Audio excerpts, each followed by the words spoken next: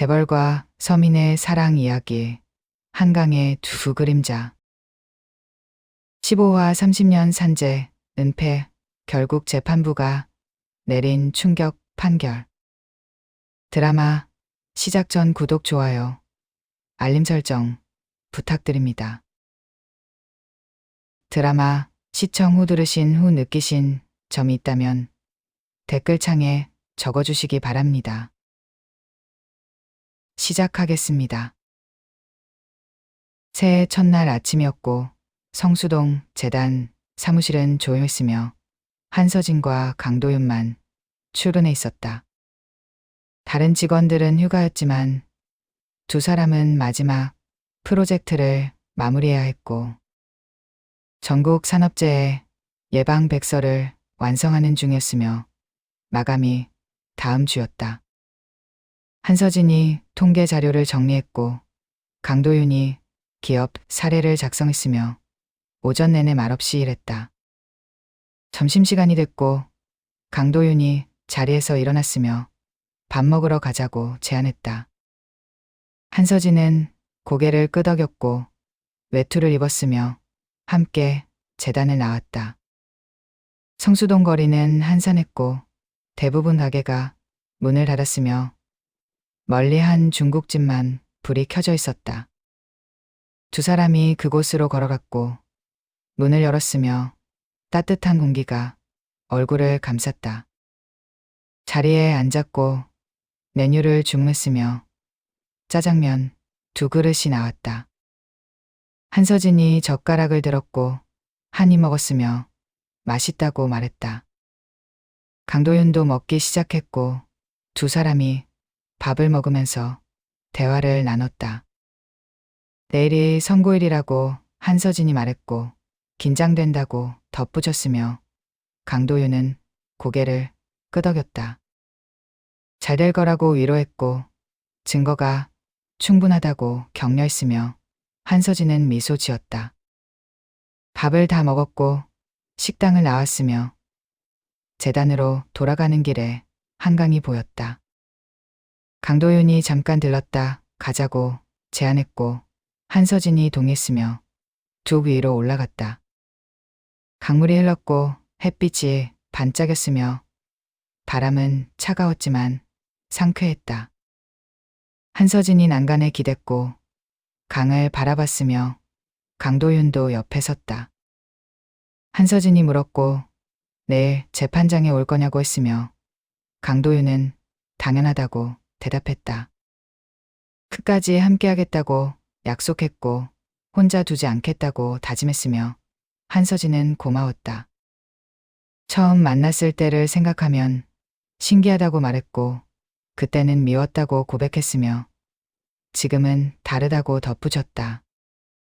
강도윤이 물었고 지금은 어떠냐고 했으며 한서진은 잠시 생각했다. 편하다고 대답했고 같이 있으면 마음이 놓인다고 말했으며 믿을 수 있다고 덧붙였다. 강도윤은 가슴이 뛰었고 한서진을 봤으며 손을 잡고 싶었다. 하지만 참았고 아직은 아니라고 생각했으며 재판이 끝나고 나서 말하기로 했다. 한서진도 강도윤을 봤고 눈빛이 부드러웠으며 무언가 말하려다 멈췄다. 돌아가자고 한서진이 말했고 강도윤이 고개를 끄덕였으며 두 사람이 재단으로 걸어갔다.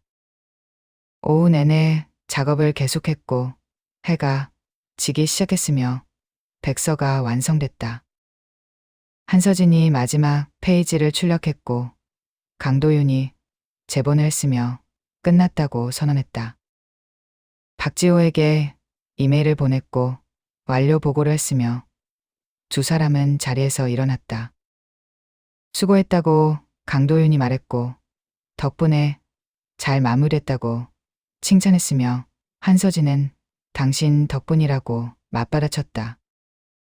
서로 웃었고 짐을 챙겼으며 사무실을 나왔다. 엘리베이터에 올랐고 1층으로 내려갔으며 건물 밖으로 나왔다. 밤 공기가 차가웠고 별이 빛났으며 강도윤이 물었다. 집까지 데려다 줄까 했고 한서진은 괜찮다고 대답했다.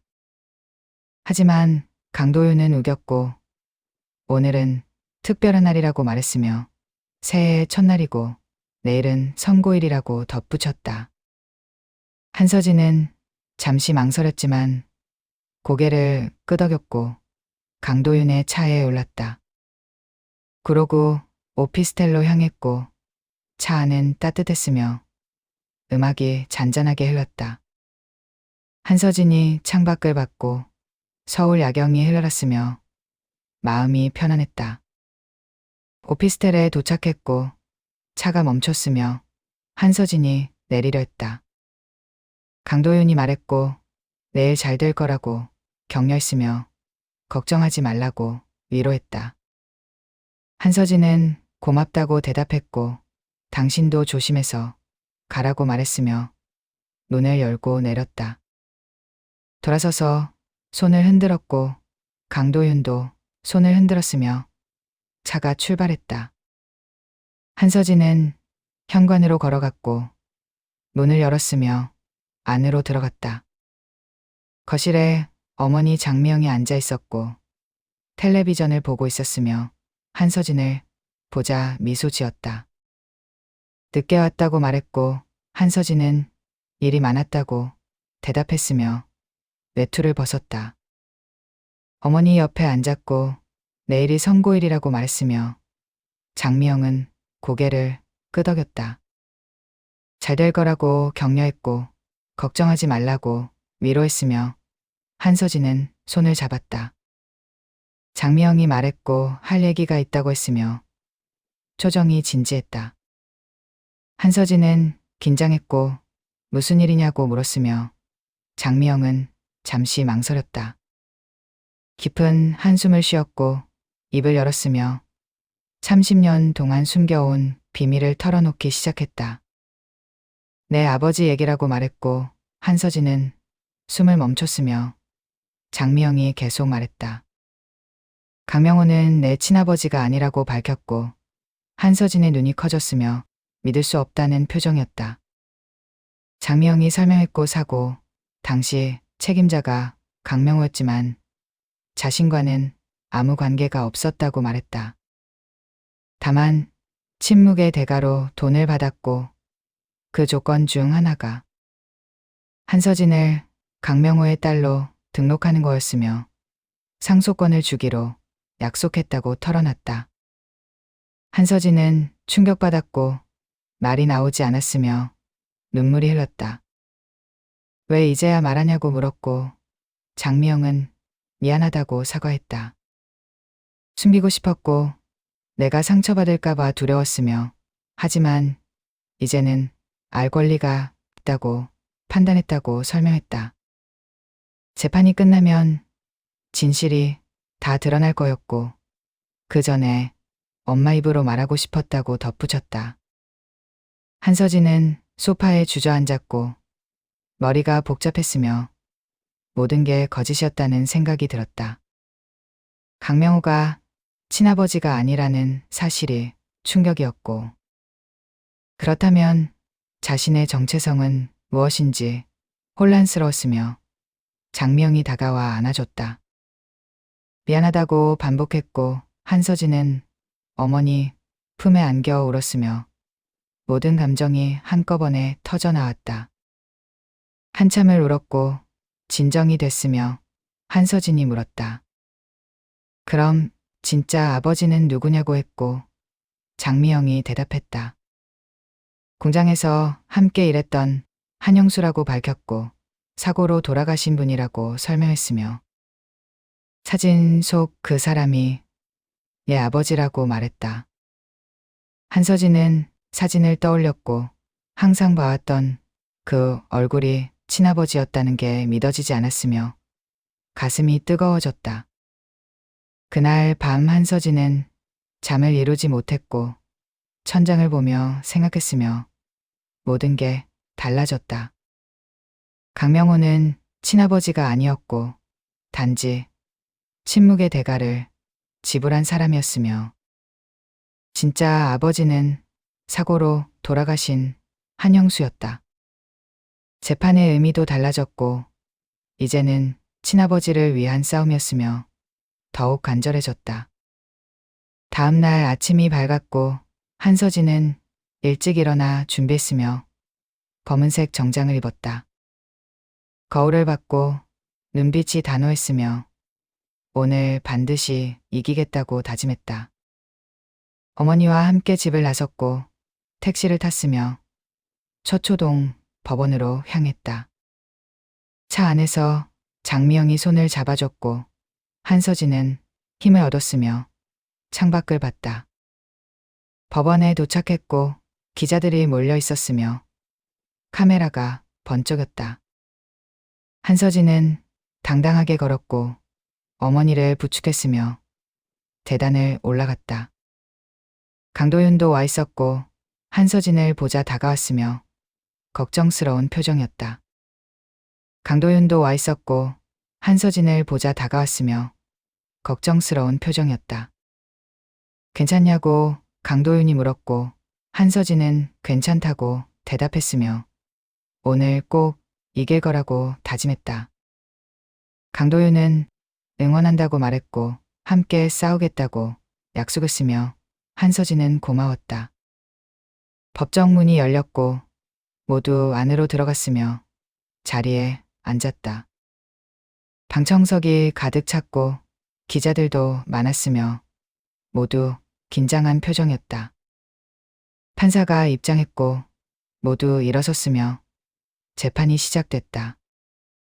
판사가 판결문을 읽기 시작했고 사건 개요를 설명했으며 증거와 증언을 검토한 결과를 밝혔다. 피고 강그룹의 책임이 명백하다고 선언했고 산업재해에 대한 고의적 은폐가 인정된다고 판결했으며 법정이 숨을 죽였다. 원고 승소라고 판사가 말했고 강그룹은 피해자 유족들에게 총 100억 원을 배상하라고 명령했으며 추가로 강명호 개인의 형사 책임을 검토하라고 지시했다. 한서진은 눈물이 쏟아졌고 어머니를 껴안았으며 장미영도 울었다. 30년 만의 승리였고 진실이 드러났으며 돌아가신 분들의 명예가 회복됐다. 김정훈이 축하했고 정말 잘했다고 칭찬했으며 감격스러워했다. 강도윤도 다가왔고 진심으로 축하한다고 말했으며 끝까지 잘 버텼다고 격려했다. 한서진은 두 사람에게 고맙다고 인사했고 혼자서는 불가능했다고 말했으며 함께해줘서 감사하다고 덧붙였다. 법정을 나왔고 복도에 기자들이 몰려 있었으며 질문이 쏟아졌다. 한서진은 간단하게 입장을 밝혔고 정의가 승리했다고 말했으며 앞으로 다른 피해자들도 용기 내길 바란다고 덧붙였다. 기자회견은 나중에 하겠다고 약속했고 자리를 떴으며 강도윤이 차를 준비했다. 세 사람이 차에 올랐고 그러고 오피스텔로 향했으며 차 안에서 장미영이 말했다. 내 아버지가 하늘에서 기뻐하실 거라고 했고 한서진은 고개를 끄덕였으며 창밖을 봤다. 강도윤이 룸미러로 한서진을 봤고 눈빛이 따뜻했으며 한서진도 눈이 마주쳤다. 미소를 주고받았고 말은 없었지만 통했으며 두 사람의 마음이 가까워지고 있었다. 오피스텔에 도착했고 차에서 내렸으며 장미영이 먼저 들어갔다. 한서진과 강도윤만 남았고 현관 앞에 섰으며 강도윤이 말했다. 오늘 정말 수고했다고 칭찬했고 대단하다고 감탄했으며 존경스럽다고 고백했다. 한서진은 얼굴이 빨개졌고 당신 덕분이라고 말했으며 함께해줘서 고맙다고 덧붙였다. 강도윤이 물었고 이제 뭐 할 거냐고 했으며 계획이 있냐고 궁금했다. 한서진은 대답했고 재단 일을 계속할 거라고 말했으며 다른 피해자들을 돕고 싶다고 밝혔다. 강도윤은 고개를 끄덕였고 자신도 그러겠다고 말했으며 함께 일하고 싶다고 제안했다. 한서진은 미소 지었고 좋다고 대답했으며 앞으로도 잘 부탁한다고 말했다. 강도윤이 손을 내밀었고 악수를 청했으며 한서진이 손을 잡았다. 따뜻했고 단단했으며 두 사람의 손이 오래 맞잡혀 있었다. 놓고 싶지 않았지만 한서진이 먼저 손을 뺐고 들어가야 한다고 말했으며 강도윤은 아쉬워했다. 내일 재단에서 보자고 약속했고 한서진이 고개를 끄덕였으며 현관 안으로 들어왔다. 같은 시각 역삼동 강그룹 본사 회장실에서 강명호는 판결 소식을 들었고 책상을 내리쳤으며 분노했다. 법무팀장이 앞에 서 있었고 항소를 준비하겠다고 보고했으며 강명호는 당장 하라고 명령했다. 100억 원을 절대 줄 수 없다고 소리쳤고 끝까지 싸우겠다고 다짐했으며 법무팀장은 고개를 숙였다. 하지만 강명호는 법적 대응만으로는 부족하다고 판단했고 다른 방법을 써야 한다고 생각했으며 지서를 불렀다. 사람을 고용하라고 지시했고 한서진을 협박하라고 명령했으며 재판을 포기하게 만들라고 강조했다. 지서는 난처한 표정이었지만 알겠다고 대답했고 나갔으며 강명호는 혼자 남았다. 창밖을 봤고 서울 시내가 내려다 보였으며 자신의 제국이 무너지고 있었다.